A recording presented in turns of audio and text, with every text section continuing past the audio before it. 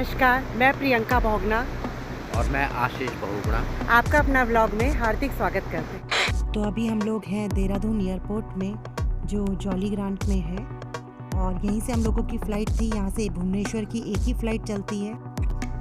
यहाँ से फ्लाइट चलती है 1:20 पे, जो कि 3:20 पे भुवनेश्वर इंटरनेशनल एयरपोर्ट पर पहुँचती है। फिर मम्मा हम वहाँ कहाँ घूमने वाले हैं? तो जैसे ही हम भुवनेश्वर एयरपोर्ट पहुँचे तो मेरी बेटी का पहला सवाल था कि हम कहाँ घूमने वाले हैं। तो फिर मैंने उसे बताया कि हम लोग सबसे पहले जाएंगे जगन्नाथपुरी मंदिर, जिसके लिए हम लोग यहाँ पर आए हैं। उसके साथ ही हम लोग यहाँ पे पुरी के बीच जाएंगे, और हम लोगों ने चिलिका लेक भी किया है, वहाँ पे भी हम लोग जाएंगे। चिलिका लेक से वापस लौटते समय हम लोग जाएंगे अलकनाथ टेम्पल। अलकनाथ टेम्पल वो है जहाँ पे जब जगन्नाथ यात्रा शुरू होती है तब तक भगवान जगन्नाथ की पूजा उसी मंदिर में होती है। और ये देखिए, रास्ते में बारिश हो रही है। मौसम सुहाना छोड़ो, अगर हम मौसम ऐसे ही रहा तो कैसे जाएंगे। तो हम लोगों को टेंशन भी हो रही थी, लेकिन नहीं, भगवान जी ये सब ठीक करेंगे। और देखिए, मौसम सच में खुल गया और हम लोग पहुँच गए जगन्नाथपुरी पहुँच गए हैं। जगन्नाथपुरी हम लोग पहुँच गए हैं। देखिए, ध्वज लहरा रहा है, चक्र दिख रहा है, और कितना सुंदर। और जगन्नाथपुरी धाम तो आप सभी लोग जानते हैं, हमारा 4 धाम में से एक है, और ये उड़ीसा में स्थित है। यहाँ के लिए फ़्लाइट भुवनेश्वर से जाती है। भुवनेश्वर यहाँ का सबसे नियरेस्ट एयरपोर्ट है। और जगन्नाथपुरी धाम में साक्षात हमारे श्री कृष्ण का दिल विराजमान है। ये सभी लोगों को पता है, जिनको नहीं पता है उन्हें मेरे ब्लॉग से पता चल गया। मुझे वहाँ के लोगों से पता चला है कि 19 या 21 साल में एक तिथि आती है जहाँ पर जगन्नाथ की मूर्ति बदली जाती है और पुरानी मूर्ति शमशान घाट में दफनाई जाती है, और जगन्नाथ की पुरानी वाली मूर्ति से दिल निकालकर नई वाली मूर्ति में स्थापित किया जाता है। उस समय पूरे शहर की लाइट काट दी जाती है और कोई भी कैंडल और टॉर्च नहीं जला सकता। अब बताओ हम लोग कहाँ जा रहे हैं? चिलिका लेक। चिलिका लेक में क्या है? चिलिका लेक जाते हुए हमें रास्ते में काजू के पेड़ दिखाई देते हैं। आपको देखे होंगे, आपने देखे? आनिया देख रखे हैं काजू के पेड़? हाँ देखे थे। वहीं देखे हमने, पहले नहीं देखते थे। हाँ। अभी दिखाई देंगे रास्ते में। ये देखो, ये दिख रहे हैं ना काजू उगे हुए पेड़ में, दिख रहे हैं? ये देख, यहाँ पे पिस्ता के भी पेड़ थे, शायद हम लोग फोटो लेना भूल गए। अब हम चिलिका लेक पहुंच गए। यहाँ से हमने टिकट लिया 5300।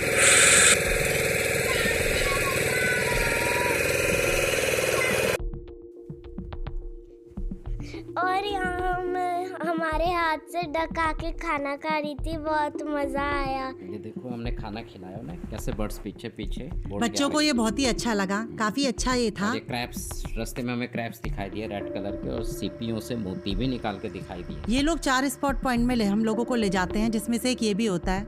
काफी यूट्यूब में वीडियोस देखे थे कि स्कैम होता है, हमें तो ऐसा कुछ नहीं लगा, क्योंकि ये सच में उन्हें फोड़ रहा था और उनसे निकाल रहा था। हमने 4 घंटे बोटिंग भी की और ये बिल्कुल ओरिजिनल लग रहे थे। हमने खरीदे तो नहीं, लेकिन काफी कॉस्टली थे, लेकिन ये है कि लग असली रहे थे। फिर अब हम डॉल्फिन पॉइंट के लिए हमें ले गए। डॉल्फिन दिखाए, कोशिश करी उन्होंने, लेकिन डॉल्फिन की पूंछ दिखी। पूछ तो नहीं दिखी, 4-5 डॉल्फिन दिखी थी, लेकिन उन्होंने मेहनत बहुत करी। काफी टाइम आधा 1 घंटा कम से कम उन्होंने हमें डॉल्फिन दिखा के छोड़ी जरूर, चाहे पूंछ दिखाई चाहे थोड़ी सी डॉल्फिन दिखाई, लेकिन डॉल्फिन उन्होंने दिखाई। 4 या 5 डॉल्फिन दिखी थी। और फिर हम पानी में पैर डाल के भी बैठ गए थे बोट में। ये देखिए, कितने सुंदर आइलैंड में हमें ले गए थे। ये भी इनका एक स्पॉट पॉइंट होता है।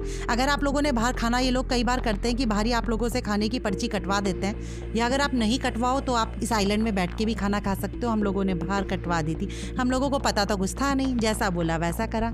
लेकिन देखिए, आइलैंड के एक साइड लेक है और दूसरी साइड समंदर है, और हम आइलैंड के एक लेक से निकल के समंदर की तरफ गए। ये समंदर है और बहुत ही सुंदर ये था।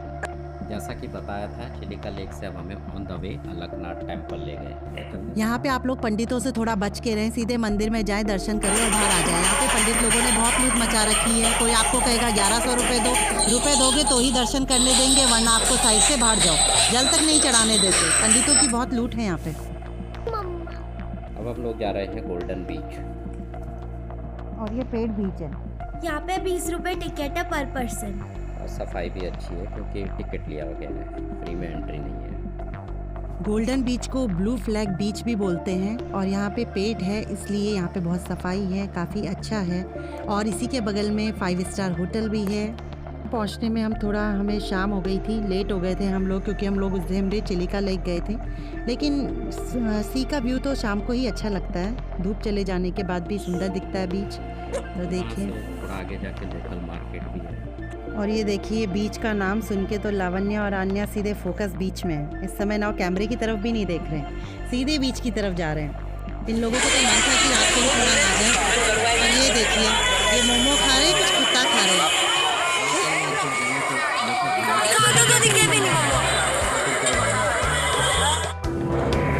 और ये हम लोगों ने यहाँ पे स्पीड बोट ली, जो कि 600 पर पर्सन उसने लिया था।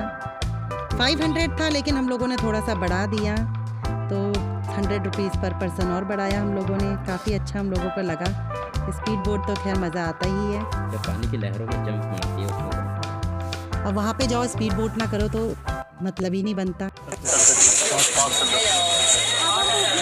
निकल गए थे तो ऑन द वे हमने सैंड आर्ट म्यूजियम भी देखा, वो भी बहुत ज़्यादा सुंदर था, अच्छा था। देखो किस तरीके से ड्राइंग आर्ट बना रखी है, सैंड आर्ट।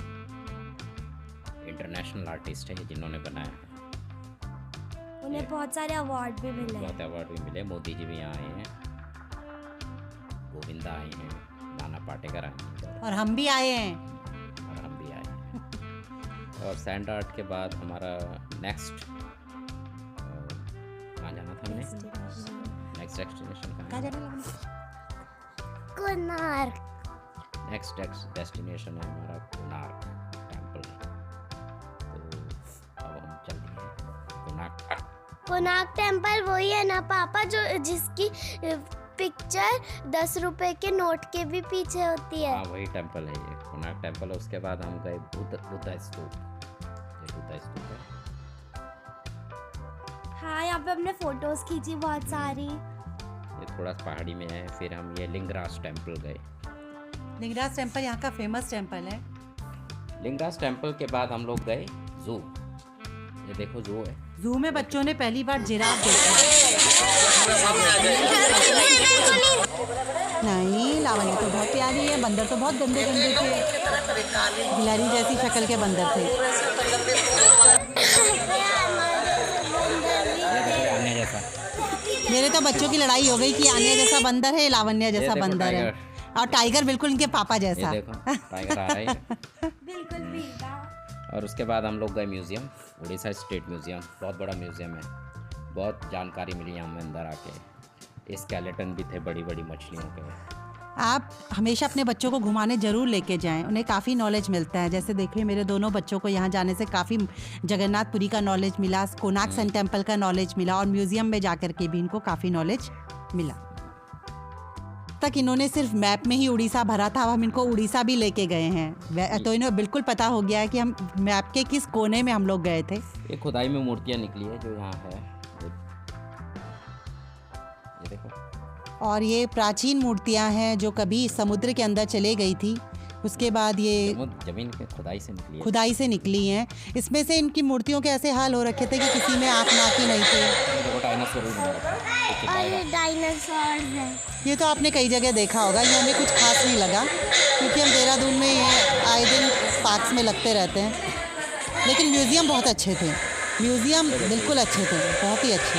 ये स्केलेटन है, ये वेल का स्केलेटन है। लावण्य को कैसा लगा वेल का स्केलेटन? अच्छा। और ये किसका है लावण्य?